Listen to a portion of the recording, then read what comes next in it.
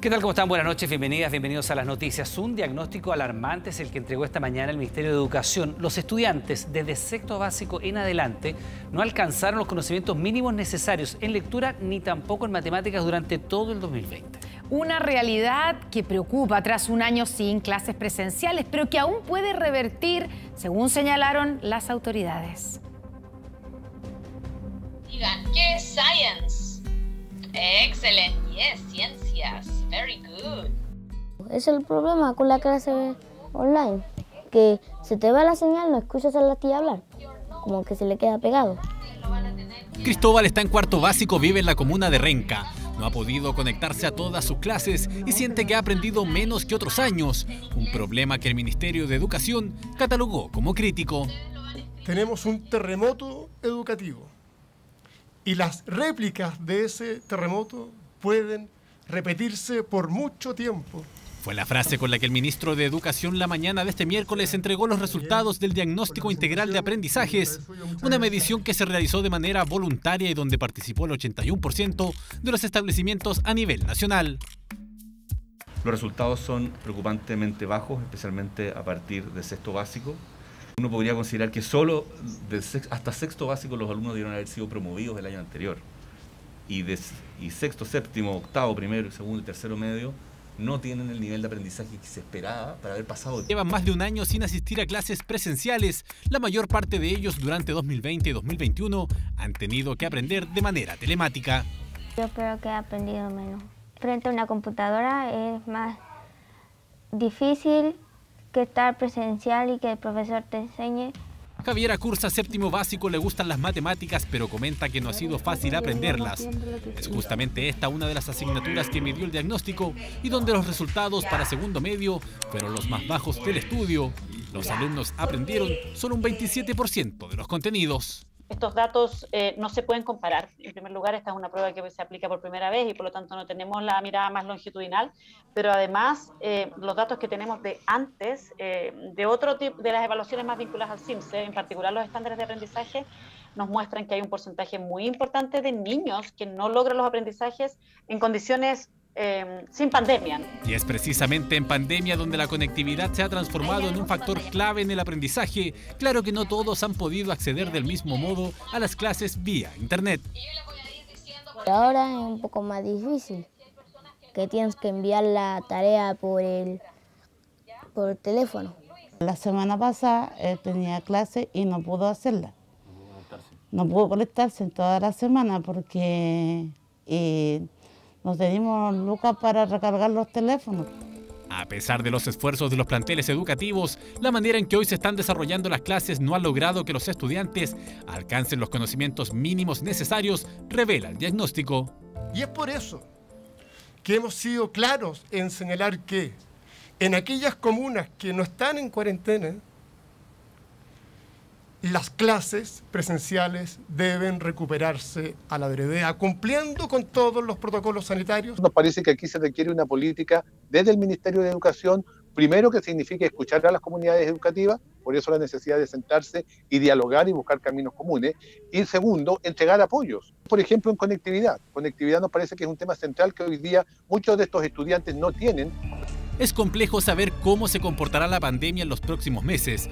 Lo cierto es que urge buscar la forma para que los contenidos logren llegar de la mejor manera a los estudiantes. Un panorama crítico que desde el Ministerio de Educación señalan aún se puede revertir. Y vamos a otro tema preocupante. Un experto en ciberseguridad puso a prueba la plataforma de clave única, alertando de una debilidad que permite a potenciales delincuentes virtuales realizar estafas. Claro, esta es una nueva modalidad en la cual se redirige la página del gobierno hacia una página pornográfica donde los datos personales estaban totalmente expuestos. Mire. Hoy es usada por millones de chilenos. Algunos hacen filas para adquirirla. Su rol ha cobrado protagonismo en la pandemia. Es la clave única. Podríamos decir que es el carnet digital, una llave que lleva un sinfín de datos y hay delincuentes que bien lo saben. He visto que han reportado que se están presentando esos tipos de estafas. El grado de exposición al que quedas abierto si tú pierdes esa clave o te hackean es súper alto. Toda la vida voy a estar expuesta, porque si te protegen de uno, ellos inventan otra. Y mucha razón tienen. Ante el uso de la clave única en, por ejemplo, comisaría virtual o ahora con el pase de movilidad, ladrones de la web están buscando falencias para estafar. A través de Twitter, el experto en seguridad Fernando Lagos alertó de una nueva modalidad. Los delincuentes pueden robar contraseñas e información confidencial. Constantemente estoy revisando distintas vulnerabilidades, distintas amenazas que pueden existir en Internet. En este caso, teníamos información sobre una vulnerabilidad que afectaba a clave única y que fue aprovechada por ciberdelincuentes. Encontramos que era una brecha de seguridad que estaba siendo explotada actualmente. La técnica maliciosa consiste en redirigir a sitios pornográficos al cerrar la sesión. De esta forma, los delincuentes pueden realizar el robo de claves bancarias, giros de dinero o fraudes incluso millonarios. La modalidad es conocida como phishing. Generalmente envían correos o mensajes que parecieran ser de plataformas de confianza, pero que al ingresar vulnera información personal. Ahora atacan directamente una página donde el usuario ya ha ingresado. Sin duda que lo podríamos catalogar como algo que genera cierta preocupación. Pero, por otro lado, también hay que siempre considerar que este es un hallazgo de una debilidad. Entonces, lo que hay que hacer es remediarla rápidamente y atacar la causa raíz para que no vuelva a suceder. En cuanto a ciberfraudes en el comercio electrónico, los casos aumentaron un 246% el año pasado con respecto a 2019. Este 2021 habría una tendencia al alza por el efecto de la pandemia y las compras online. Las recomendaciones son básicas: cambiar las claves periódicamente, navegar desde un computador personal e ingresar a plataformas verificadas, no a través de links, correos o WhatsApp. Esta modalidad corresponde a un método de ingeniería social creada por sujetos que maliciosamente quieren acceder a nuestros datos personales. Nunca se debe acceder o hacer clic al link, dado que nos pueden solicitar nuestras claves de acceso, cédula de identidad incluso, y así hacer mal uso de nuestros datos. Fernando Lagos entregó los antecedentes al equipo de seguridad informática del gobierno. Dicen que el problema ya está solucionado, al parecer sin víctimas. Al menos no hay denuncias ni en la PDI ni en Carabineros. Ellos son los dos hermanos gemelos que fueron detenidos por su presunta responsabilidad en el envío de una encomienda con un artefacto explosivo a la comisaría de Talca en noviembre pasado. En ese entonces, 2 funcionarios quedaron heridos. Gracias por su abnegada labor. Con ese mensaje escrito llegó esta encomienda a la 4ª comisaría de Talca. Un paquete que recibieron 2 carabineros y que les explotó cuando lo abrieron. Con la intención de causar serio daño en contra de policías, en contra de esos carabineros dentro de un cuartel policial en que estaban para resguardar la seguridad de todos. Esa es la gravedad de estos delitos. Todo ocurrió en noviembre del 2020 y 6 meses después arrojó los primeros resultados. 2 hermanos fueron detenidos en San Clemente como sospechosos de llevar a cabo la operación, colocando en peligro a las personas que tomaron contacto con ese elemento, inclusive un servicio de delivery que finalmente fue el que llegó con esta encomienda a la comisaría.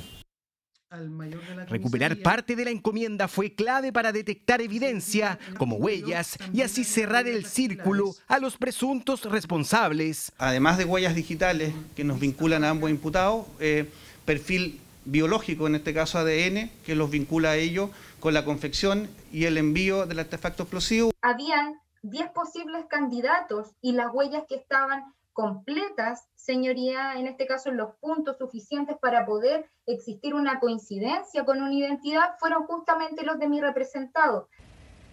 Un caso llevado por la Fiscalía Metropolitana Sur, la misma que investiga idénticos delitos con artefactos explosivos en Santiago, enviados a un directivo del metro, otro al exministro Rodrigo Hinspeter y también a una comisaría en Huechuraba. Este es el único caso que nos quedaba por resolver. No investigamos grupos, no investigamos ideologías ni pensamientos, nosotros nos vamos abocando junto a las policías con cada caso en particular. Los hermanos de 21 años fueron formalizados por fabricación y envío de artefacto explosivo, además de lesiones menos graves y daños.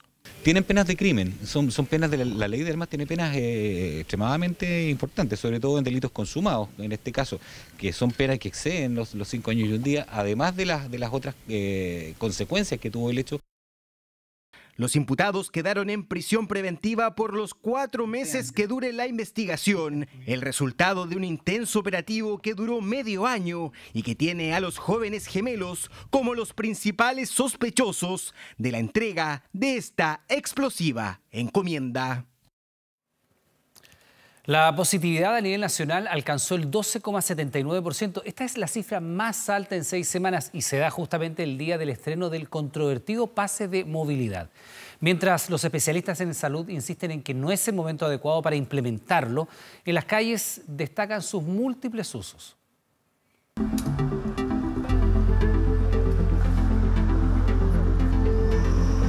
Apenas supo, descargó e imprimió su pase de movilidad que pretende usar de manera responsable. En esta ocasión para ir al supermercado, pero también le permitirá, por ejemplo, ver a sus padres. Que son adultos mayores y que no los he visto desde febrero. Ellos viven en Puente Alto. Y de alguna manera este carnet me va a servir para eso. Es el primer día en que los vacunados con ambas dosis pueden hacer uso de su pase de movilidad. Y aunque no todos tenían claro que ya se puede utilizar, en varias comunas que están en cuarentena, el documento sirvió para hacer trámites y compras. 2 pases de la comisaría virtual es muy poco también, ¿sabes? Para hacer las compras a cualquier diligencia o cualquier emergencia que se presente. En cambio, con esto ya me siento un poquito más relajada porque puedo salir en cualquier momento que pueda o necesite hacer algún trámite. La toman responsablemente, buena, pero tampoco es para que hagan abuso de ella porque todavía estamos en una situación delicada con la cuarentena. Es bueno porque uno tiene que hacer trámite, tiene que ir a comprar, son 2 horas, no se hacen nada. Pero también es peligroso, porque mucha gente se va a aprovechar de esto. Este pase permite obviar el permiso de comisaría virtual que da libertad solo por 2 horas para movilizarse, por ejemplo, para ir al supermercado. Pero también autoriza el traslado interregional en comunas a partir de la fase 2. Al terminal de Santiago, varios llegaron con el documento descargado. Voy a ver a mi mamá, a Las Cruces. Se necesita tener más movilidad para poder hacer algunas cosas también, porque está muy restrictivo. Yo mismo trabajo en forma independiente y necesito moverme de alguna manera, convivir con este sistema. Y no es necesario que todos lo descarguen. A los mayores de 70 años les basta el carnet de vacunación. Fui la primera que me vacuné en mi casa. ¿Es una buena idea que esté este pase? Sí, porque yo andaba encargándole, señora, me compra esto, me compra esto. De que empezó la pandemia que yo no salía para acá. ¿Sí? 31 de marzo. Bien cómodo, que no hay que estar buscando, porque nosotros tenemos que andar pensando en el nieto, alguien, la hija, que nos saque. Yo, por ejemplo, me movilizo bastante fuera de Santiago, entonces me va a ser mucho más fácil. Y aunque varios celebran la idea de no tener que pedir más permisos, los especialistas insisten de lo arriesgado que es implementar el pase y aumentar la movilidad hoy, con una pandemia que está en expansión.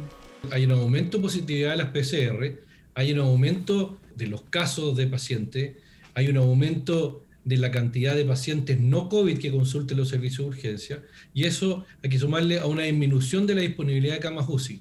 Entonces, todo demuestra que estamos con una pandemia en expansión, por lo cual medidas de desconfinamiento nos parecen que son inadecuadas en este momento. Desde que se anunció el pase de movilidad y hasta 24 horas después, la página web mevacuno.gov.cl recibió más de 2 millones de visitas. El número diario de personas vacunadas también tuvo un impulso que ha coincidido con el calendario para menores de 30 años. Un recordatorio, el pase se puede obtener después de 14 días de recibida la segunda dosis, pero deja de estar vigente si la persona se infecta o es declarada como contacto estrecho. La Comisión de Trabajo de la Cámara de Diputados rechazó en general el reajuste de salario mínimo propuesto por el gobierno. La propuesta del Ejecutivo mantiene la idea original de un reajuste de 3,2% que permitirá llegar a un sueldo bruto de 337.000 pesos mensuales, una cifra que se aleja de la propuesta de la CUT, que planteó un sueldo mínimo de 500.000 pesos. La iniciativa presentada este martes en el Congreso aumenta además la cobertura y los montos de los subsidios subsidios como el ingreso mínimo garantizado. Durante esta jornada, la Comisión de Trabajo rechazó el proyecto por 5 votos a favor, 3 en contra y 5 abstenciones. Este jueves será revisado en la sala de la Cámara.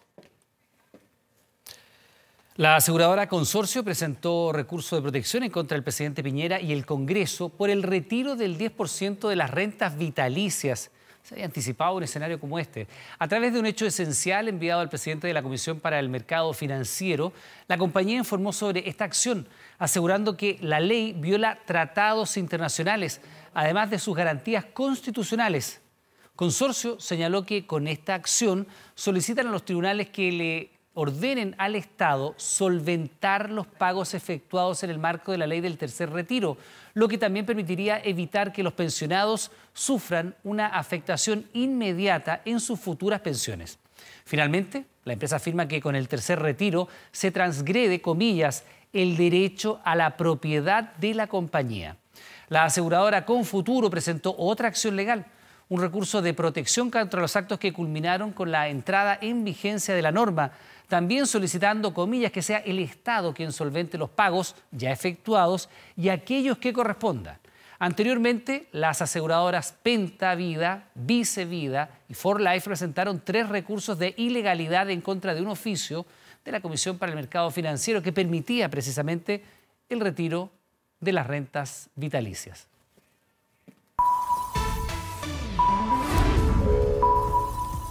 Ahora. Vamos a esta hora al Palacio de la Moneda, donde el presidente Piñera anunciará en los próximos segundos los proyectos de ley, los llamados mínimos comunes. Vemos que se están preparando, ¿cierto?, el gabinete, los invitados a esta ceremonia que se anunció durante el día y que en los próximos segundos... Bueno, recordemos que la presidenta del Senado, Yana Proboste, de hecho hizo una locución después de la reunión del presidente Piñera. Se juntaron para llegar a algún acuerdo. Pamela Araya con nosotros. Pamela, te escuchamos. Vamos a escuchar al presidente. Buenas noches. Damos la bienvenida, la más cariñosa bienvenida, a los representantes de beneficiarios del ingreso familiar de emergencia, a representantes de las pymes y a representantes de la sociedad civil. Hoy queremos compartir buenas noticias con todos nuestros compatriotas. Ustedes recuerdan que el viernes 30 de abril convocamos a este Palacio de la Moneda, a las mesas directivas y avanzar en un marco de entendimiento o mínimos comunes con un solo objetivo: reforzar, ampliar y simplificar la red de protección social y aumentar el apoyo del Estado a las familias chilenas y a las pymes chilenas. A partir de ese viernes, en esta misma Casa de la Moneda, hemos recibido y hemos escuchado a muchos sectores y representantes de la sociedad civil, incluyendo representantes de las pymes, organizaciones sociales, organizaciones de beneficencia, el Comité de Abastecimiento Seguro, que aseguró el alimento a los chilenos durante estos tiempos difíciles. Y también escuchamos, por supuesto, las propuestas de la oposición y las propuestas de Chile Vamos, muy especialmente las que hizo Chile Vamos en materia de pymes.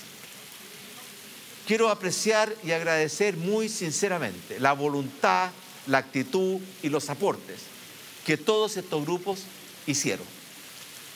Como gobierno estamos plena y totalmente conscientes y sentimos como propios las privaciones, los dolores, las dificultades que debido a esta pandemia del coronavirus han tenido que enfrentar las familias y las pymes de nuestro país. Para contribuir a mejorar esta situación, queremos hoy día anunciar 2 nuevas medidas de alivio que yo sé que son necesarias, que son urgentes. En primer lugar, vamos a establecer un ingreso familiar de emergencia universal que va a llegar en forma simple y rápida a todas las familias del registro social de hogares. El monto de este ingreso familiar de emergencia universal va a ser el equivalente a la línea de la pobreza, lo que significa que un hogar de una persona va a recibir un aporte de 177.000 pesos. Un hogar de 4 personas va a recibir un aporte de 467.000 pesos. Y un hogar de 10 personas va a recibir un aporte de cerca de 900.000 pesos. Estos aportes del Estado significan, y lo quiero decir de forma muy clara, significan que ninguna familia, repito, ninguna familia va a quedar bajo la línea de la pobreza. Porque este IFE universal cubre esa exigencia. Y además, a este ingreso familiar de emergencia, que por sí mismo cubre la exigencia de la línea de la pobreza, se suman otros aportes que hace el Estado. Y también se suman, por supuesto, los ingresos que las propias familias generan. Este IFE universal va a llegar a cerca de 15 millones de personas y a cerca de 7 millones de hogares. Solo los hogares con mayores ingresos del país, los que están en el 10% superior, que significa un hogar de 4 personas con una renta líquida por encima de los 3,2 millones de pesos, no podrán postular a este beneficio. Todo el resto de los hogares, la inmensa mayoría de los hogares chilenos, sí va a recibir este beneficio. Y para dar esa tranquilidad, esa seguridad que las familias chilenas tanto necesitan, queremos anunciar que este ingreso familiar universal de emergencia, que va a cubrir la línea de la pobreza, se va a pagar en los meses de junio, julio y agosto. Eso da un horizonte de tranquilidad y de seguridad hacia el futuro. Pero por supuesto, la solución al final va a ser superar la pandemia. Pero además, queremos anunciar hoy día que vamos a crear un bono o un cheque de alivio para las pymes de nuestro país. Este bono tiene distintos componentes. Primero, un bono de 1 millón de pesos que va a llegar a todas las personas o pymes que tengan alguna actividad o al menos un trabajador contratado y con ventas inferiores a 25.000 UFs anuales. Adicionalmente, estas mismas personas y pymes van a recibir un segundo bono que se suma al anterior y que va a ser equivalente a 3 meses de IVA de un año normal, el año 2019, con un tope de 2 millones de pesos. Y las pymes que tengan trabajadores suspendidos en función de la Ley de Protección del Empleo y que son las más golpeadas por la pandemia y por toda la recesión que hemos tenido que enfrentar, van a recibir un subsidio adicional para poder pagar las cotizaciones previsionales de los trabajadores suspendidos por un plazo de 4 meses. Y así protegemos a las pymes, pero también protegemos el acceso a la salud y las pensiones de los trabajadores. Sabemos que la pandemia y la recesión han afectado con mayor fuerza a las mujeres. Por esta razón, las mujeres que estén en esta situación van a recibir todos estos bonos, pero con un premio o un agregado de un 20% adicional. Y sabemos también que muchas pymes, debido a la pandemia, han tenido que contraer deudas previsionales. Y esas deudas les han impedido postular a otros beneficios del Estado. Esas pymes también podrán recibir este bono de alivio y tendrán que destinar un 30% de ese bono a pagar las cotizaciones previsionales de sus trabajadores y el resto será libre para capital de trabajo. Este bono de alivio para las pymes va a favorecer a cerca de 300.000 personas o pymes en nuestro país. Y adicionalmente, estamos implementando un conjunto de otras medidas de alivio tributarios para las pymes más afectadas, como la devolución de los créditos de IVA que tengan las empresas, que lo puedan recuperar ahora y no esperar ventas futuras. Y también reducir a cero las tasas de interés que afectan a las deudas que las pymes tienen con el Estado. Hasta que se apruebe esta ley, y espero que sea muy pronto, vamos a seguir entregando el ingreso familiar de emergencia actual a todas las familias que lo han recibido, que hoy día son el 80% del registro social de hogares y que con esta ley va a crecer al 100%, para poder extender el ingreso familiar de emergencia desde el 80% que lo está recibiendo hoy día a todas las familias del registro social de hogares, y para poder aumentar el monto de ese beneficio para que alcance la línea de pobreza, necesitamos, y para poder pagar estos bonos de alivio a las pymes, hemos ingresado hoy día y con máxima urgencia al Congreso los proyectos de ley que son necesarios para poder llegar con estos beneficios lo antes posible a las familias y a las pymes de nuestro país. En los próximos días vamos a anunciar también un nuevo fondo de salud para poder seguir financiando el combate contra el coronavirus, los testeos, la trazabilidad, los aislamientos, las vacunas, las unidades de cuidados intensivos, y también para reducir las listas de espera que la pandemia del coronavirus ha provocado en otras enfermedades distintas del COVID-19. Y vamos a anunciar también un conjunto de medidas tributarias y administrativas para lograr financiar estas iniciativas. Quiero hacer un llamado al Congreso, al Senado y a la Cámara de Diputados a analizar con buena voluntad y aprobar con prontitud estos proyectos de ley que significan una ayuda, un alivio urgente y necesario a las familias y a las pymes de nuestro país. Muchas gracias y muy buenas noches. Agradecemos las palabras del presidente y a continuación lo invitamos a firmar los proyectos de ley sobre ingreso familiar. Mientras revisamos imágenes de lo que está ocurriendo en la moneda, sintéticamente este nuevo paquete de medidas de ayudas sociales tiene dos componentes principales. El primero se lo explico yo, el segundo lo explica Constanza. El primero es el IFE universal, ¿verdad? Y este IFE universal va a darle cobertura al 100% de las personas que están en el registro social de hogar, es decir, al 90% de la población del país. Estamos hablando de 15 millones de personas, 7 millones de familias. ¿En qué consiste este IFE universal? Pretende llegar a cubrir el nivel de la pobreza. En dinero, para que usted se haga una idea, estos 15 millones de personas recibirían lo siguiente: un hogar que esté integrado por una persona tendría un ingreso de 175.000 pesos. Ese sería el IFE universal para un hogar de una sola persona. Siguiendo en esta línea, si el hogar tiene 4 integrantes, ya el monto sería de 467.000 pesos. Un recurso más extremo, un hogar grande, una familia con 10 integrantes, claro. En ese caso se acerca a los 900.000 pesos. Lo que ha insistido en este primer instrumento es igualar la línea de la pobreza, es decir, que nadie quede por debajo de esa línea de pobreza. 15 millones de personas, 7 millones de hogares. Solo el 10% más rico del país no lo recibiría. Estamos hablando de hogares que tengan ingresos por 3.200.000 pesos líquidos.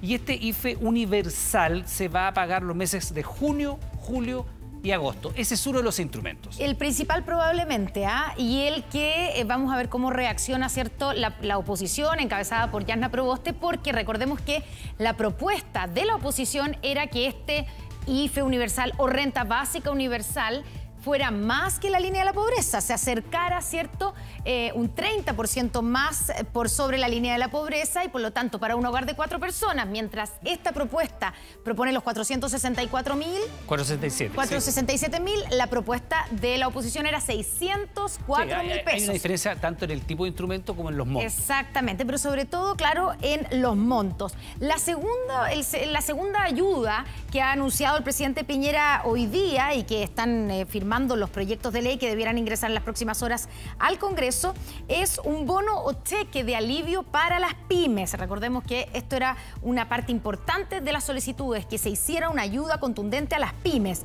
¿De qué se trata este bono o cheque? Es 1 millón de pesos a todas las personas o pymes que tengan al menos un empleado y que tengan ventas anuales menores a 25.000 UF, hasta 25.000 UF. Y van a recibir entonces esta ayuda, que es un bono de 1 millón de pesos por pyme o por persona dueña de la pyme. También lo otro que se está diciendo es que van a recibir un bono equivalente a 3 meses de IVA con un tope de 2 millones de pesos.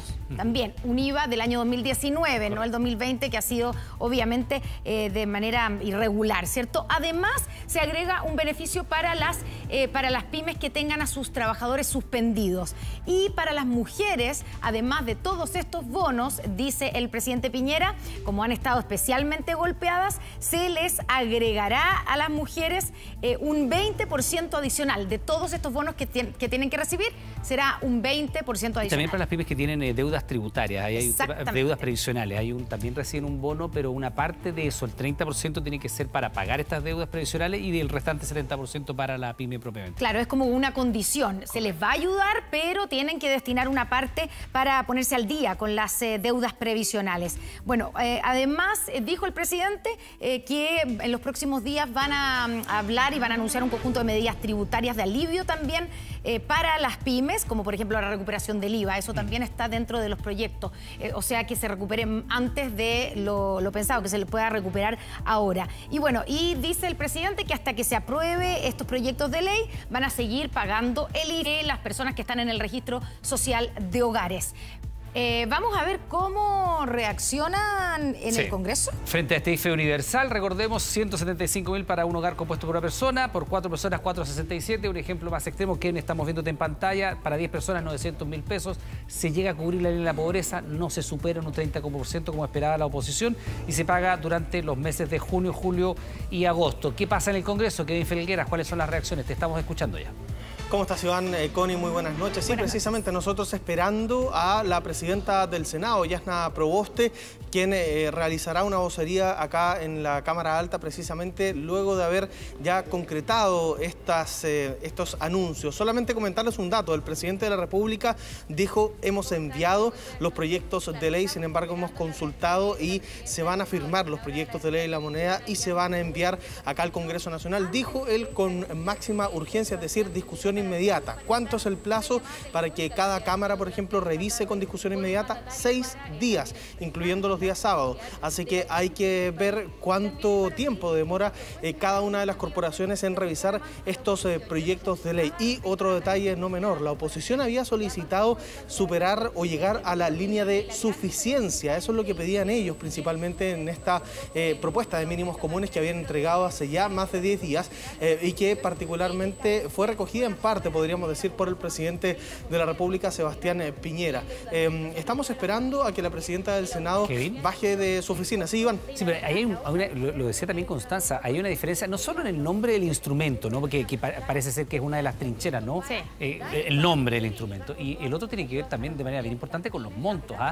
No hay una cercanía muy relevante. Son más de 100.000 pesos de diferencia en un hogar de 4 personas. Que es como lo más estándar, ¿no? Claro, lo que se puede comparar. Y la presidenta del Senado, Kevin, durante el día, ¿cierto? Habló con ustedes, de hecho, habló con el presidente Sebastián Piñera y de alguna manera como que le advirtió al presidente que los proyectos que presentaban, que se estaban esperando durante el día, debían ajustarse a los montos pedidos y solicitados por la oposición. De hecho, Connie, hay una frase bien importante que marca la presidenta del Senado en esta vocería que hace pasadas las 8 de la noche, que dice, tengo esperanza en lo que pueda anunciar el presidente de la República.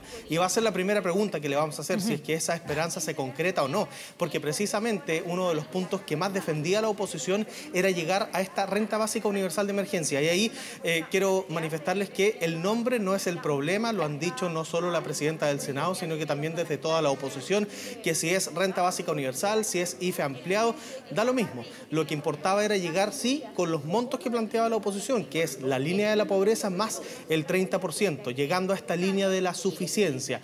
Veremos qué pasa, porque este proyecto de ley, acuérdense ustedes que viene firmado por el presidente de la República y todo lo que irrogue gasto fiscal es materia exclusiva del presidente de la República. Por lo tanto, si es que habrá una nueva negociación o no acá en el Congreso Nacional y si se puede llegar a montos más altos, va a depender también de lo que diga el Palacio de la Moneda, de lo que diga el propio presidente de la República, quien ha manifestado que precisamente esta postura es la que han mandado, porque no solo involucra las ayudas directas a las familias, sino que, como ustedes bien comentaban, las ayudas directas a las pymes, con este cheque de 1 millón de pesos, que era algo que planteaba desde la UDI, principalmente el senador Juan Antonio Coloma, hace ya varias semanas lo había adelantado y hoy se concreta. Toman parte de la propuesta de Chile Vamos, también se hace concreto esto que ya se había anunciado en el Palacio de la Moneda antes de las elecciones, que principalmente se iba a ampliar el ingreso familiar de emergencia al 100% del registro social de hogares. Otro de los puntos donde queda alguna cierta duda es que el presidente Piñera habla que el 10% de más ingresos no podría postular a este beneficio, y ahí queda la duda si es que a este beneficio se postula o ya solo con estar en el registro social de hogares se puede concretar la entrega de esta ayuda. Y lo último, Iván, se había dicho que este beneficio se podría pagar a fines de mayo y ahora se despeja la cancha, se dice que se empieza a pagar en junio, por lo tanto el debate parlamentario podría tardar al menos unas 2 o 3 semanas. Sí, junio, julio, agosto se pagaría. Ahora, lo que dice también el presidente, estamos claros, o sea, el nombre, tú dices, no es tan relevante, el nombre del instrumento, los montos, acá hay una diferencia de montos que es bien importante, se simplifican los instrumentos, que es una cosa que yo me imagino que la gente de la casa también entiende, que cuando se tiene un buscador de beneficios es porque efectivamente había una dispersión de instrumentos que hacía muy difícil la postulación. Pero lo que tú señalas, el presidente ha señalado recién y lo ha remarcado, este beneficio llega a 15 millones de personas al registro social de hogares completos. Entonces, me imagino yo que detrás de eso está la cobertura completa para el 90% de la población. Es lo que ha señalado muy claramente. O sea, aquí yo creo que la principal traba es si es que se pueden acercar los montos a las expectativas que había cifrado la oposición versus lo que ha señalado hoy día el Ejecutivo. Ahora, Iván, otro punto bien importante que lo marcaba también hace varias semanas la propuesta de la oposición era cómo llegar a más gente con el registro social de hogares, que precisamente es el instrumento que va a validar esta entrega de las ayudas. Y precisamente mucha gente no está en el registro social de hogares, por lo tanto hay que hacer una recogida de información, principalmente donde los municipios serán muy importantes y donde, por cierto, se había propuesto entregar algunos dineros precisamente para hacer esta dar esta posibilidad a las personas, por ejemplo, que no tengan conexión a internet o que tengan problemas derechamente con realizar el registro social de hogares, el ingreso al registro social de hogares, para que les llegue estos beneficios. Vamos a esperar cómo toma la presidenta del Senado estos anuncios que entendemos también está socializando junto al resto de la oposición. Sí, Connie. Un par de preguntas. ¿Se sabe a través de qué cámara, si Cámara Alta o Cámara de Diputados van a ingresar los proyectos? Hoy día en la tarde preguntábamos a algunas autoridades y nos decían que un proyecto ingresaría por la Cámara y otro por el Senado. Al parecer, la decisión sería ingresar este aumento del IFE por la Cámara de Diputadas y Diputados y el tema de las pymes por el Senado. Sin embargo, hay que esperar, obviamente, al anuncio formal, oficial, de parte de la Secretaría General de la Presidencia para ver cuál será la técnica legislativa. Probablemente sea uno en cada Cámara para que los trabajos se realicen con la mayor cantidad de rapidez posible, por cierto, pero ojo, que si acá en el Senado no les gusta mucho la idea de este IFE ampliado, es poco probable que ingrese por esta Cámara, sino que ingresaría por la Cámara de Diputados, donde, recordemos, la mesa es de mayoría oficialista, así que también hay que ver los temas políticos que hay detrás de eso. Vamos a ver entonces cuál es la reacción de la presidenta del Senado, quien ha liderado las conversaciones con el gobierno. Volvemos contigo cuando la veamos ahí, ¿cierto?, aparecer para emitir sus primeras declaraciones, su primera reacción ante estos anuncios de proyectos por parte del gobierno. Volvemos contigo, Kevin, en cualquier momento. Perfecto.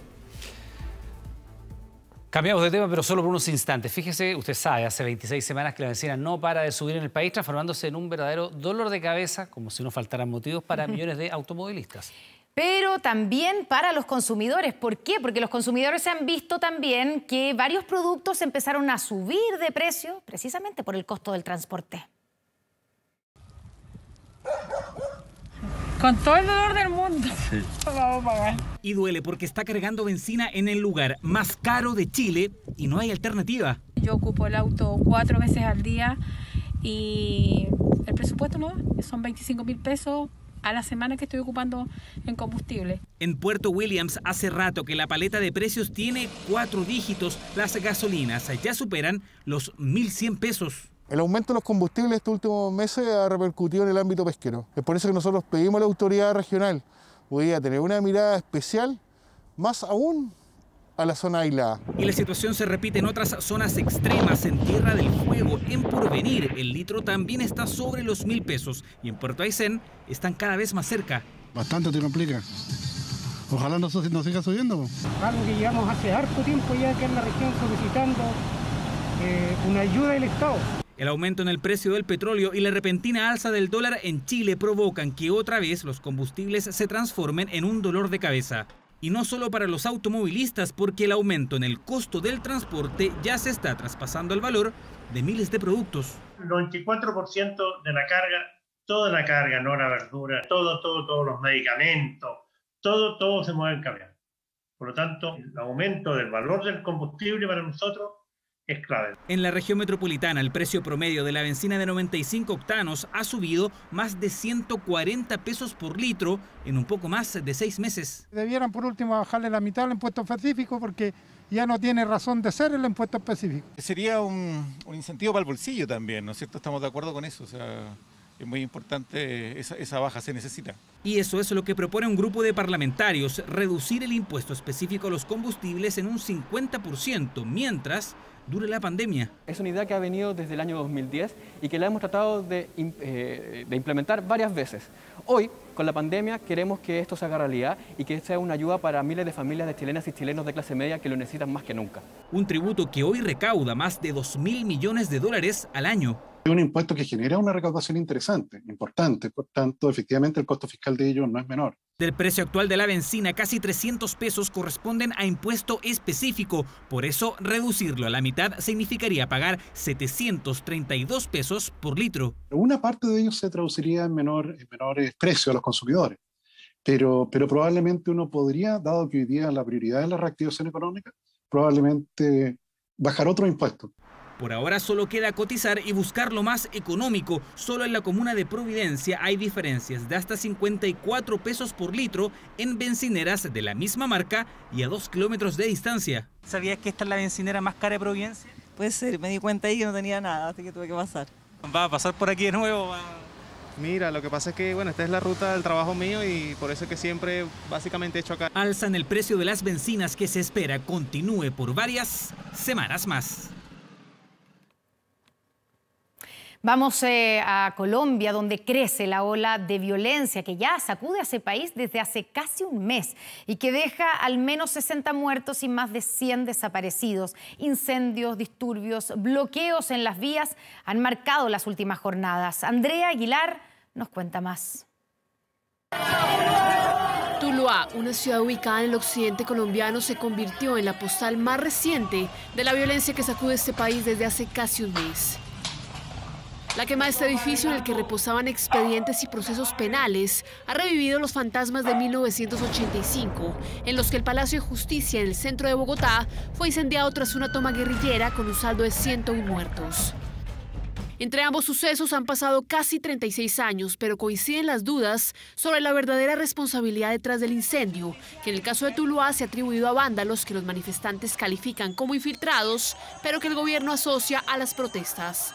La protesta pacífica no incluye incendiar la tranquilidad de un país.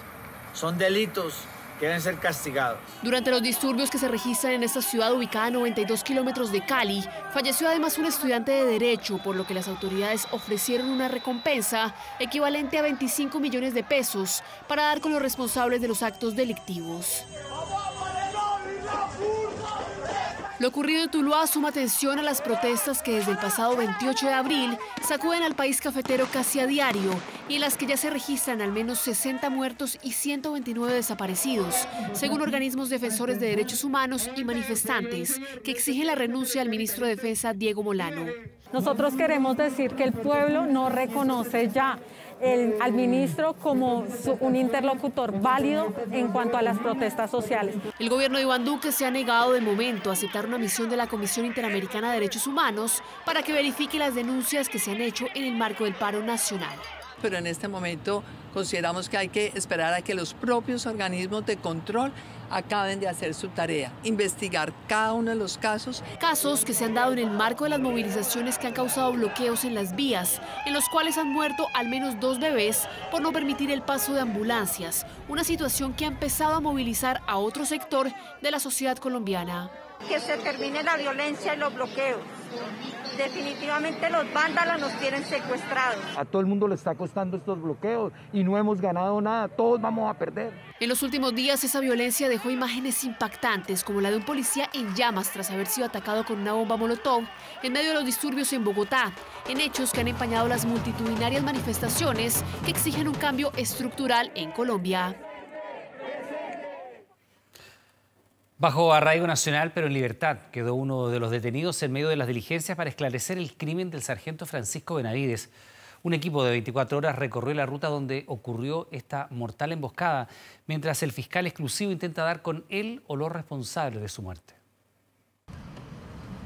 Cuando el carro Mowag de carabineros que transitaba por el camino a San Andrés de Coyipulli intentó rehabilitar la ruta, fue impactado en más de 15 oportunidades con disparos presumiblemente de una pistola 9 milímetros. Uno de esos tiros entró de lleno por la parte lateral del chaleco antibalas que portaba el sargento primero Francisco Benavides, quien sigue siendo velado en la zona rural de Quillón, en la región del Biobío, donde aún recuerdan sus cercanos cuánto temor existía por la función que cumplía en la zona sur del país. Aquí también solo esperan que su muerte no quede impune. Yo en algún momento le pregunté qué le parecía su pega allá en la Araucanía y me dijo que sí, que era de temerle, de que no era nada fácil para ninguno de sus colegas ni para él poder trabajar y enfrentar todo lo que pasa allá en la Araucanía. Sí, lo pueden encontrar, pero la justicia es mala. Muy mala la justicia. Precisamente el día en que quedó en libertad, pero con arraigo nacional, el tercero de los detenidos, luego que se produjeran estas manifestaciones en el camino donde murió el sargento de carabineros, desde el gobierno llamaron a que quienes participaron de estas movilizaciones colaboren con la justicia. Y nosotros confiamos que estas investigaciones criminales avancen, se determine la responsabilidad, pero también esperamos que todas aquellas personas que participaron en los hechos anteriores al asesinato se pongan a disposición de la justicia, contribuyan con información, porque asumo que ninguna de las personas que allí estaba pretendía asesinar a un carabinero. Pero quienes protestaron ese día aclaran que todo se inició por la muerte de un joven motorista del sector, quien fue chocado por una camioneta de la empresa eólica vecina de las comunidades. Eso, señalan, dio origen a los cortes de carretera, pero asimismo reconocen no tener claridad sobre la autoría del disparo mortal, pues estaban a esa hora en reunión con el alcalde y los representantes de la empresa implicada. Todavía ni se sabe el informe de carabinero qué le pasó al carabinero que falleció, y además que el carabinero supuestamente falleció como en el kilómetro 18, o sea, como 8 kilómetros de ahí donde estaba supuestamente barricado. Por eso llegamos al lugar donde murió el sargento Benavides. Es el huerquén mapuche Víctor Ancalaf quien nos guía. En este cruce se produjeron las detenciones, confirma, pero es a casi 1 kilómetro de ese lugar donde dice habría sido abatido el carabinero. Según dicen que fue aquí en el alto ahí, pues la información que por lo menos dicen las redes. ¿Dónde están estas ramas cortadas? Estas ramas cortadas, claro. En esta zona, en estos alrededores, aquí en esto todo, porque hablan de que le dispararon desde arriba y hay varios, usted verá que hay varios lugares que donde hay montículos que dicen más o menos dónde sería el atentado.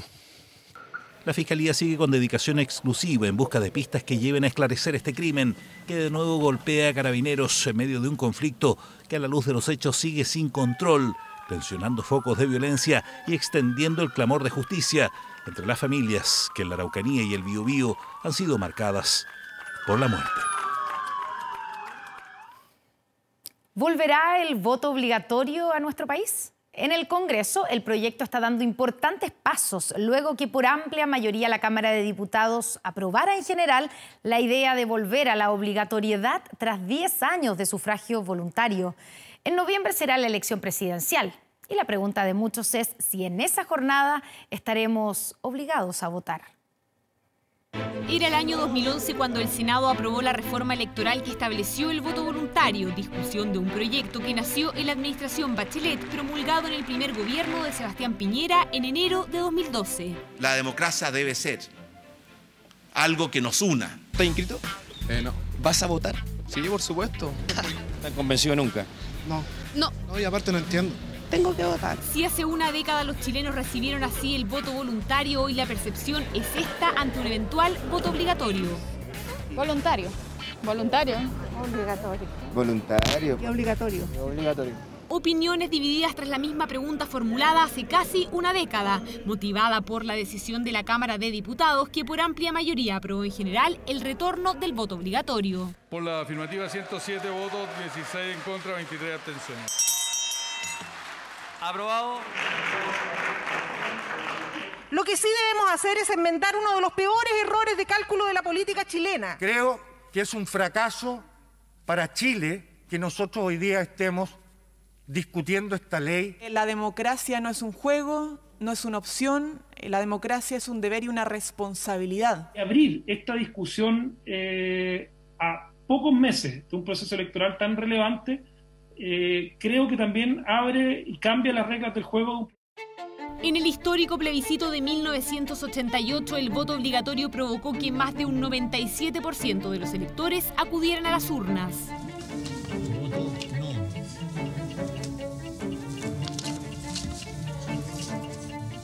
El 2012 fue el debut del voto voluntario en las elecciones municipales, la abstención de un 57%, una baja participación que se ha repetido en todos los procesos posteriores, tendencia que se rompe en el plebiscito del año pasado cuando poco más de la mitad del padrón fue a las urnas.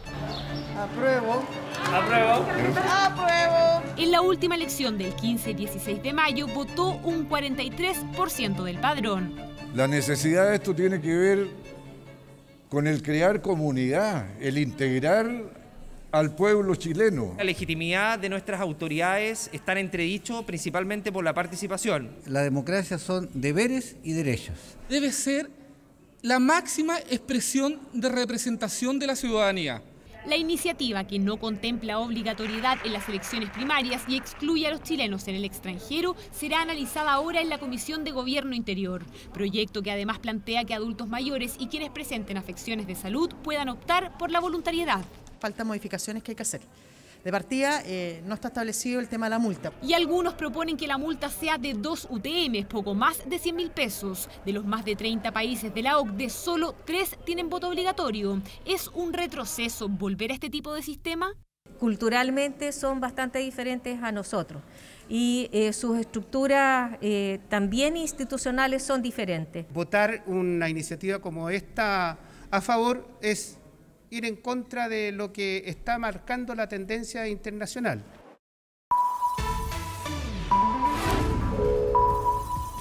Ahora.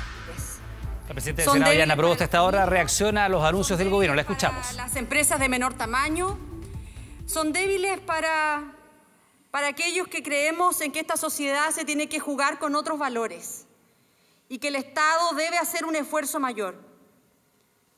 El presidente no dijo una sola línea respecto de las medidas sanitarias. No dijo nada respecto de cómo se van a financiar estas medidas.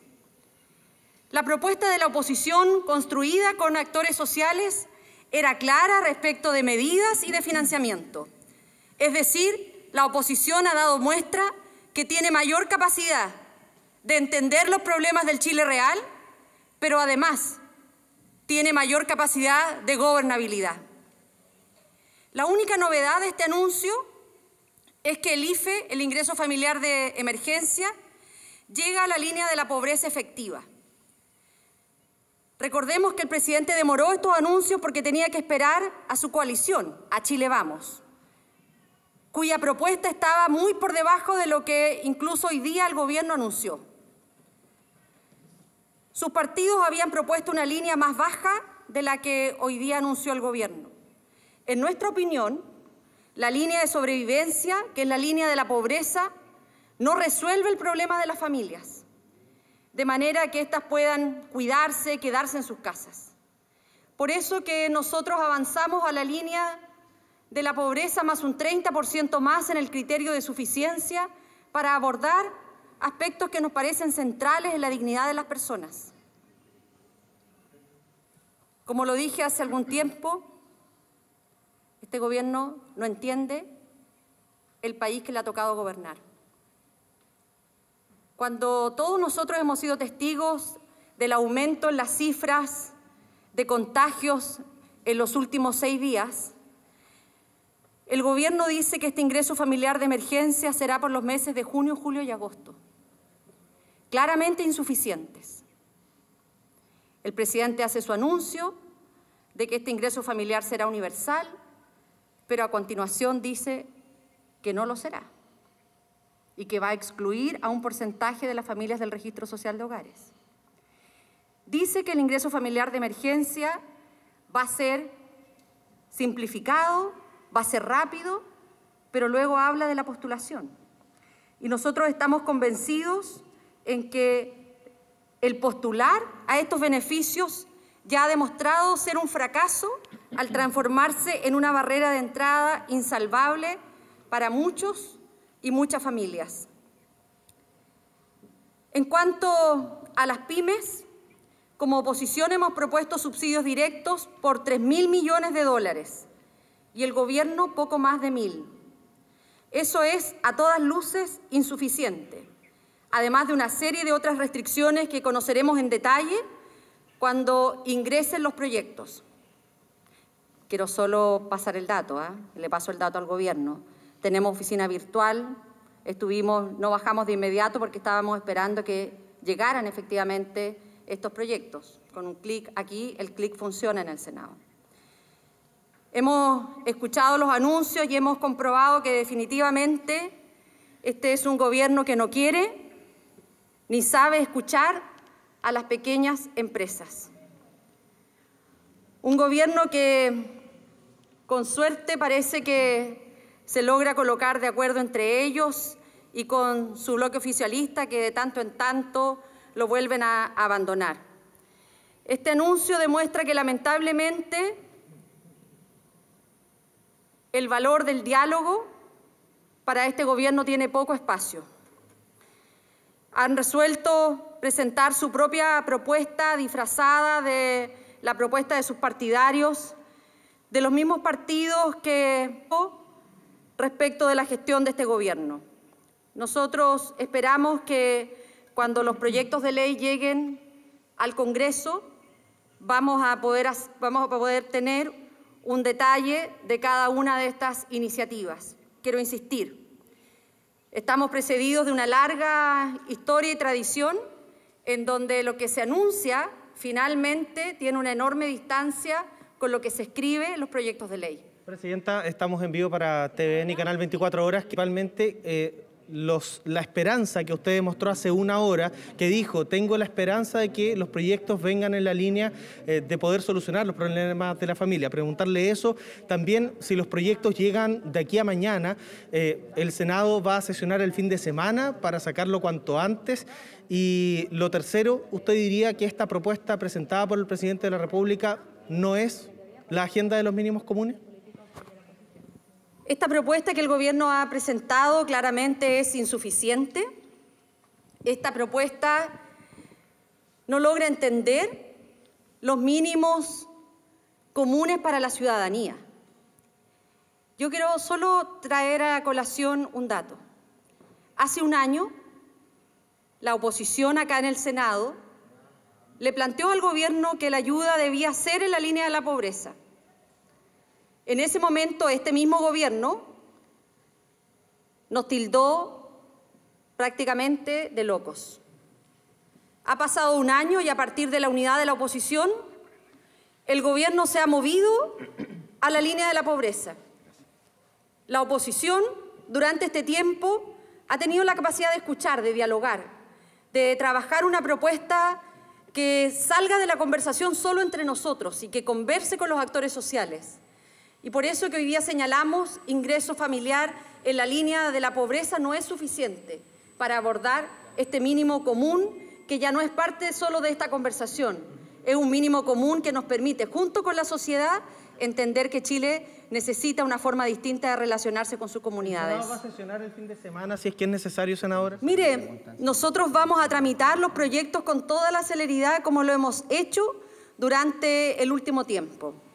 Quiero traer a colación que el proyecto referido al bono de 200.000 pesos para las personas que no tenían recursos ya en sus cuentas de ahorro individual. Este Senado lo tramitó en un día. Nosotros vamos a tener la misma voluntad, pero mientras los proyectos no lleguen, no podemos hacer nada más. Yo además quiero llamar la atención porque en la propuesta de la oposición para apoyar a las empresas de menor tamaño había un conjunto de iniciativas que no tenían gastos adicionales. Era simplemente voluntad, como por ejemplo las compras públicas. Hoy día las empresas de menor tamaño han tenido bajas que son muy considerables en las ventas. Y de eso ni el bloque oficialista y tampoco el gobierno ha presentado ni un solo anuncio respecto de esta materia. Se le consulta ante la disconformidad particularmente de la oposición. ¿Van a evaluar presentar proyectos propios? Bueno, mire, nos encantaría, pero para eso tenemos que esperar el trabajo de la Convención Constituyente, porque hoy día esta Constitución que nos rige impide a los parlamentarios presentar cualquier iniciativa que irroguen gastos. Y estamos hablando de ayuda a la familia, que significan gastos. Estamos hablando de apoyo a las pequeñas empresas que generan irrogan gastos para el Estado, y es una facultad exclusiva del gobierno. De este gobierno, hoy día, no seguir con la lógica del regateo ni la mezquindad para las ayudas sociales. ¿Se puede negociar llegando a los proyectos de ley o no hay espacio? Mire, nosotros hemos señalado en reiteradas oportunidades, no es posible negociar con las necesidades de la ciudadanía. Y por eso que yo lamento y partí señalando en que nuestro llamado con anterioridad a que el presidente hiciera este punto de prensa tenía un propósito: transmitir nuestra preocupación en lo que serían estos anuncios, en la esperanza de que no se siguieran cometiendo los mismos errores que han llevado al fracaso y que han dañado tanto a nuestro país. Muchas gracias, buenas noches. Parte de las intervenciones, entonces, Yana Proboste, presidenta del Senado, que rechaza de manera categórica, Kevin Felgueras, con nosotros, los proyectos del gobierno son insuficientes, el gobierno no entiende el país que le ha tocado gobernar, no quiere ni sabe dialogar con las pymes, en fin, se ve una tramitación muy compleja de estos proyectos que, entre paréntesis, Kevin, todavía no son despachados, no han llegado. Todavía no son ingresados acá al Congreso Nacional. Sí, ya en La Moneda, nuestra compañera Pamela Araya aclaraba un poco el panorama. Efectivamente, lo que yo les decía hace un rato, el proyecto de aumento del IFE ingresaría por la Cámara de Diputadas y Diputados. También los aspectos tributarios que tienen que ver con las pymes, porque por Constitución deben ingresar por la Cámara, y el proyecto de ayudas directas a las pymes entraría por el Senado, pero ningún proyecto por ahora ha ingresado acá al Congreso Nacional y, al menos según las palabras de la presidenta del Senado, son insuficientes, es una propuesta débil y habrá que ver si es que se puede conversar acá en el Congreso Nacional. Fuertes críticas, por supuesto, a los planteamientos realizados recientemente por el presidente Piñera de parte de la presidenta del Senado, Kevin Felgueras. Como siempre, muchas gracias, buenas noches. Buenas noches. Bien, pues ya son más de las 10 de la noche, son las 10:02. Le recordamos que a partir de esta hora Televisión Nacional de Chile está autorizada para transmitir programas para mayores de 18 años. Constanza. Y seguimos con las vacunas. El laboratorio Pfizer pidió al ISP ampliar al grupo etario de vacunación contra el COVID-19. Si se autoriza en los próximos días, en junio podrían vacunarse todos los adolescentes entre 12 y 15 años. Primero fue Canadá, luego Estados Unidos, dos países que autorizaron la vacuna Pfizer para adolescentes entre 12 y 15 años. Las dosis se agotan rápidamente y solo en la última semana se han vacunado 600.000 personas de este grupo. Quiero ser vacunado, estoy muy emocionado porque quiero que todos en Nueva York estén lo más seguros posibles para que podamos tratar de volver a la vida normal de nuevo.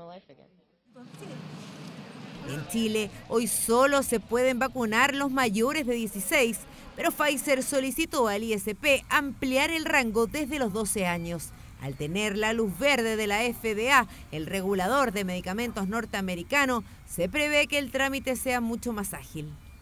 Nosotros esperamos que esta solicitud, esta revisión de antecedentes, que es tan rigurosa como las anteriores, esté lista aproximadamente entre el lunes y miércoles de la próxima semana. Es un paso muy grande porque en el fondo, cuanto más población tengamos vacunada, más posibilidades, ¿no es cierto?, de disminuir la transmisión viral y cortar la transmisión en otros grupos que no tienen acceso a vacunas. Los niños y adolescentes son el grupo menos afectado por la pandemia, pero el riesgo sigue latente. El aumentar este rango de población de 12 a 16 años implica tener más cantidad de personas vacunadas y ir alcanzando de a poco lo que esperamos que la circulación también disminuya. Pfizer no es el único. Un ensayo de 3.732 niños de entre 2 y 17 años en Estados Unidos mostró que la vacuna Moderna contra el COVID-19 produjo una respuesta inmune similar a la de los adultos. Las vacunas para este grupo de la población también contribuirían a disminuir el riesgo de contraer el temido PIMS, un síndrome no tan común, pero que puede ser mortal. La vacuna protege contra la infección y las distintas manifestaciones de COVID según edad. Así que en el fondo, en los niños, la mayoría se manifiestan en formas leves, a veces incluso asintomáticas, pero hay un grupo muy reducido que hace estas formas inflamatorias multisistémicas. 5.000 niños chilenos de entre 3 y 17 años serán parte de un ensayo clínico de la vacuna china CoronaVac, que liderará la Universidad Católica, el que se espera sea el estudio pediátrico más grande del mundo. Es muy probable que el llamado sea algo parecido a lo que ocurrió en adultos, que fue más bien un llamado a inscribirse con ciertos formularios de interés y después se fueron contactando con aquellos pacientes que estaban interesados en participar. Y ya hay candidatos. Sí, la vacunaría. Creo que es muy importante, sobre todo si ya no estamos vacunando todos, los adultos, los viejitos, los más jóvenes. ¿Por qué no vacunar a los niños? Sí, me gustaría vacunarme, la verdad. Genial, que se vacunen, porque imagínense, no pueden ir al colegio, a él le cuesta meterse al Zoom. Para mí las clases presenciales, mijo. En julio recibiría las dosis del laboratorio Sinovac y en noviembre esperan tener los resultados para así iniciar la vacunación masiva antes de que parta el año escolar 2022. ¿Se acuerda usted? Hace justo 20 años un tradicional guiso argentino se hizo muy conocido en Chile. Estamos hablando del locro. Fue lo que se sirvió en la comida de boda para el casamiento de Cecilia Boloco y Carlos Menem.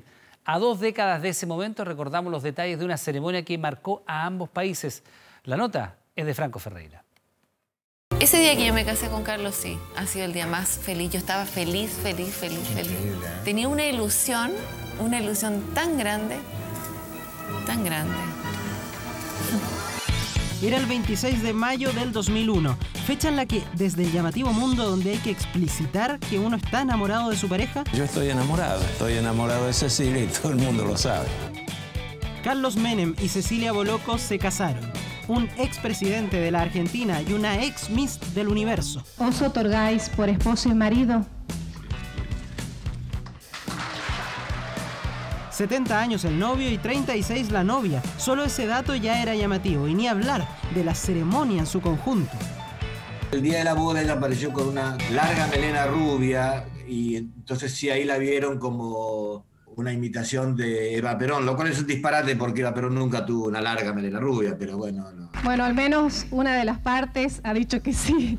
Reían y sellaban ese vínculo con un apasionado beso en la mejilla. No eran Romeo y Julieta. No por la edad, sino por la pasión, digo, ¿no? Como broche para una jornada que, tras un distinguido ágape con la familia en la residencia del gobernador de La Rioja, dio paso a algo así como una fiesta popular en un gimnasio. Donde se abrieron las puertas para que fuera la gente de La Rioja. Y comer. Una fiesta de matrimonio no es fiesta sin cena. Con locro, que es una comida muy tradicional del noroeste argentino. Es un guiso, ¿ya? Como el charquicán. Tiene zapallo, papa, choclo, guatita. Eso es lo único que no me gusta el locro, eso es lo que me saco para el lado. Es para caerle para cualquiera. No así la gente de La Rioja, que de esta forma lanzaba sus deseos a la pareja. ¿Te gusta la Chechi Boloco para Carlos Menem? No, la verdad que no. Le regalamos a Carlito con anillaco y todo, se lo regalamos. ¿Y qué piensan de la ¿Qué hace, flaco? Hermosa, divina. Mientras que se lleve a Carlito, la mina más linda del mundo. Es un momento muy especial, estamos muy contentos con Carlos y gracias por todo, gracias por ese cariño, por esa entrega tan incondicional de tanta gente que siempre creyó en nuestro amor. Y es que varios vieron en ese momento la unión Boloco-Menem como una estrategia político-electoral de un expresidente complicado con temas judiciales y que pretendía volver a la Casa Rosada. Y yo me imagino que para un presidente que fue tan importante y que gobernó tantos años, debe haber algún tipo de preocupación sobre cómo vas a ser recordado en el futuro, ¿no? En ese sentido, Boloco venía como a afirmarlo, a mostrar que el hombre estaba vigente, que era una misma universo, que... Totalmente una cosa de virilidad, ¿no? De masculinidad, de sigo en el juego, sigo en carrera. Con respecto a al tema judicial me tiene absolutamente sin cuidado, al igual que él, porque ya pronto se entenderá verdaderamente y se conocerá la verdad. ¿Usted tiene la conciencia tranquila? Más tranquila que todo el mundo. Pocos días después del matrimonio, por la venta de armas a Ecuador y a Croacia, le dieron arresto domiciliario. Con el tiempo llegaría un hijo, aunque también un quiebre matrimonial, pero es harina de otro costal, porque pasado el evento en La Rioja, Cecilia se venía a Chile, pero volvía pronto, a escribir esa historia breve con Carlos. ¿Mi amor? Sí, mi vida. Ya me voy mañana.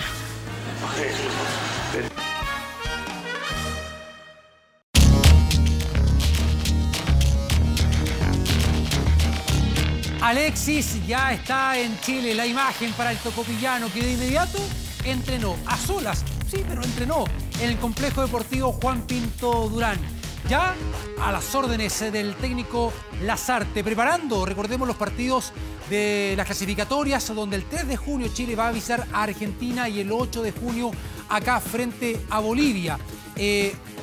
Reuniones entre la Confederación Sudamericana de Fútbol y el gobierno argentino. Hasta el momento, la Copa América se va a jugar íntegramente en Argentina. Hasta el momento. Alexis, selección en la siguiente nota. Mira. Estaba todo preparado, el operativo listo para el arribo de Maravilla. Alexis Sánchez ya está en Chile. El delantero de Inter se sometió al mismo protocolo de los demás seleccionados. Se tuvo que realizar un examen PCR y de ahí a Juan Pinto Durán, donde de inmediato subió estas historias. Maravilla no aguantó y de inmediato se entrenó en soledad. Entrenar a la selección chilena de por sí es una cuestión referencial para mí. Yo que sé, es un lugar donde uno trabajó, un lugar donde uno se siente contento, donde se siente feliz, donde yo me siento aceptado, siempre lo dije. Martín Lasarte está satisfecho hasta el momento. La mayoría de los jugadores están llegando antes de lo presupuestado. Eso a Machete le ha facilitado el trabajo. Y de alguna manera ahora uno tiene una doble obligación, ¿no? Ese sentimiento uno lo tiene que volcar en trabajo, en tarea, en actitud, en no cejar en el esfuerzo, en no doblegarse. Lunes y martes entrenó La Roja, este miércoles fue de descanso y este jueves vuelve las prácticas, donde se espera que se sumen Arturo Vidal, Guillermo Maripán, el mismo Alexis Sánchez, entre otros. Entiendo que hemos intentado elegir lo mejor, ¿no? Tanto ya sea por el momento, en algunos casos porque entendemos que puede haber una buena proyección. Son 30 jugadores nominados. La idea es mezclar la experiencia de la generación dorada con la juventud de jugadores con hambre. Tratar de cumplir una máxima de las que hemos ido planteando, tratar de ir generando una renovación, una regeneración, ¿no? Quizá por ahí en la Copa América lo marquemos un poquito más. Argentina y Bolivia en el camino de Machete y La Roja, dos partidos que podrían marcar la ruta del uruguayo en su paso por la selección chilena.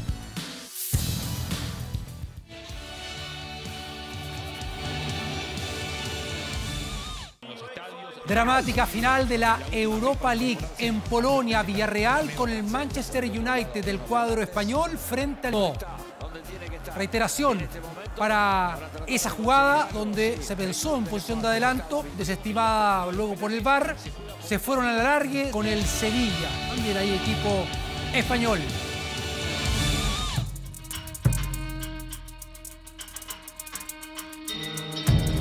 Una superestrella, sí, no deja indiferente a nadie. Arturo Vidal dentro y fuera de la cancha. Y como rostro también está en el país, selección chilena, pero con un ojo, sí, en Italia a propósito de la salida de su técnico Antonio Conte, que no sigue en el Inter de Milán.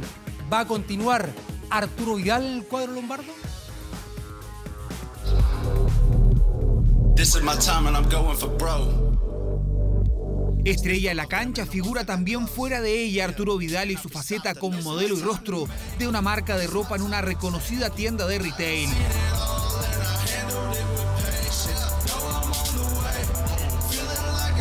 La energía y entusiasmo de siempre para el rey, esa mentalidad que lo ha hecho ganar casi todo en Europa. Otro Scudetto más, otro título, nada, mucho sacrificio, mucho esfuerzo. Una campaña publicitaria que se da justo cuando el King está en nuestro país. Aterrizó este martes en Chile para ponerse bajo las órdenes de Martín Lazarte. El desafío de eliminatorias y Copa América, la motivación que siempre tiene Vidal cuando se pone la roja. Siempre quiero jugar en la selección, siempre quiero estar.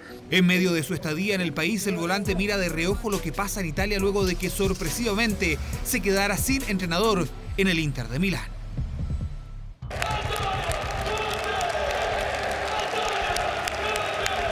A pesar de ser uno de los artífices del Scudetto conseguido y uno de los más queridos por los tifosi neroazzurros, Antonio Conte rescindió de mutuo acuerdo su contrato con el Inter. Divorcio, dijo la Gazzetta dello Sport, que adelantaba este miércoles el terremoto que se venía, algo que ni el propio entrenador suponía el día que lograron el título. Es día de festejos, sé que tendremos más obligaciones la próxima temporada, pero los nombres y los desafíos los empezaremos a definir desde este lunes. No quiero hablar de contratos por ahora. La reacción no se hizo esperar. La curva del Inter amenazó al dueño Steven Chan, quien según la prensa italiana no aceptó el ambicioso proyecto de Conte que buscaba ganar la Champions de la próxima temporada. Al contrario, la directiva buscaba recortar sueldos y deshacerse de estrellas como Lautaro Martínez y las dos figuras chilenas. Conte quería mantener la mayor cantidad de jugadores e invertir en varias estrellas mundiales, algo que no quería la dirigencia. Mientras coquetea con el Real Madrid, Conte y su salida abren la incógnita sobre el futuro de las dos estrellas más importantes de la Roja de Todos. De fútbol infantil, esto en Barcelona. Nerea López, que tuvo que soportar gritos, insultos desde la galería donde estaban los familiares de las niñas. Miren. Insultos machistas en un partido de fútbol, insultos a una árbitra en un partido de benjamines y en un partido de chavales de 10 años.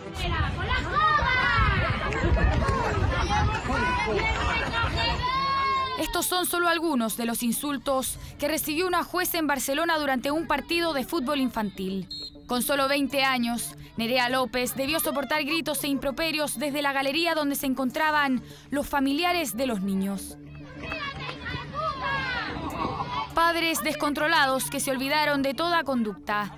Dichos que subieron de tono, terminando en una guerra verbal con el resto de los asistentes que reprocharon el inadecuado comportamiento. Una de las espectadoras del público estaba esperándome fuera del terreno de juego, que me iban a matar. Nerea López confesó que tuvo miedo. Estoica, permaneció en la cancha y soportó amenazas. Tras el pitazo final, se quebró. Su cuerpo no pudo con los temblores y sus lágrimas brotaron en silencio. Un delantero que me vino y me dijo: árbitra, te están diciendo cosas muy feas, no sabrá el partido. Un niño de 9 años me dijera eso, es lo que más me impactó. Ánimo, Nerea, y que nadie acabe con tu sueño. Un acto repudiado en redes sociales. Un abuso denominado como machista por muchos y que llegó a oídos de la Federación Catalana de Fútbol, quien abrió una investigación para determinar a los inadaptados que las emprendieron con la joven jueza. Brutal, indignante. Ya, está jugando Universidad Católica y está ganando 1-0 Atlético Nacional. Si gana, clasifica de inmediato a la siguiente ronda en Copa Libertadores. Me despido, ya continúa Connie e Iván con la información en 24 horas Central. Buenas noches, esté bien. Estamos de vuelta aquí en las noticias para contarles lo siguiente. Daniel Jadwe está del lado de los que saquearon, los que pusieron bombas y de los que hicieron desórdenes públicos. Así, el candidato presidencial de la UDI, Joaquín Lavín, se enfrentó al abanderado del PC, quien también respondió en duros términos. Claro, declaraciones cruzadas el mismo día en el cual el Congreso se aprobó la idea de legislar el proyecto de indulto para los detenidos en el estallido social. Mire.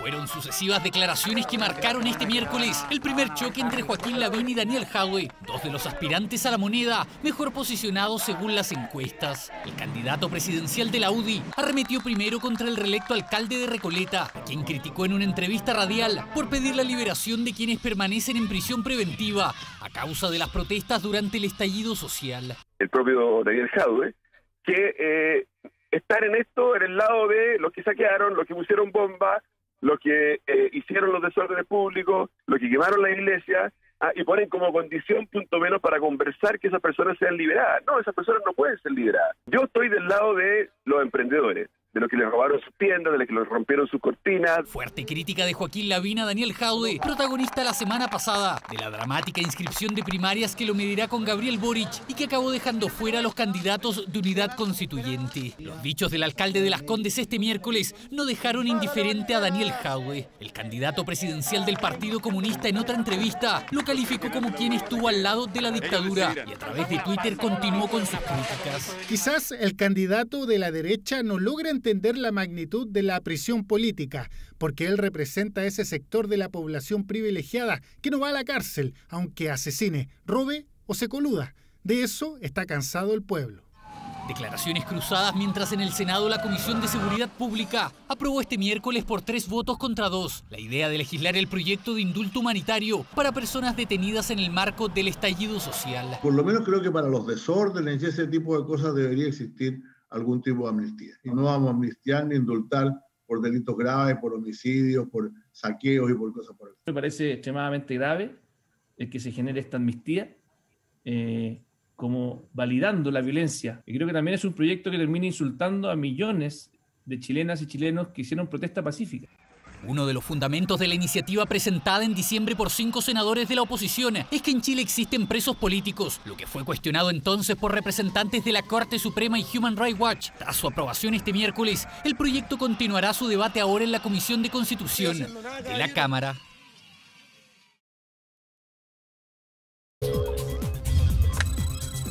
...24horas.cl.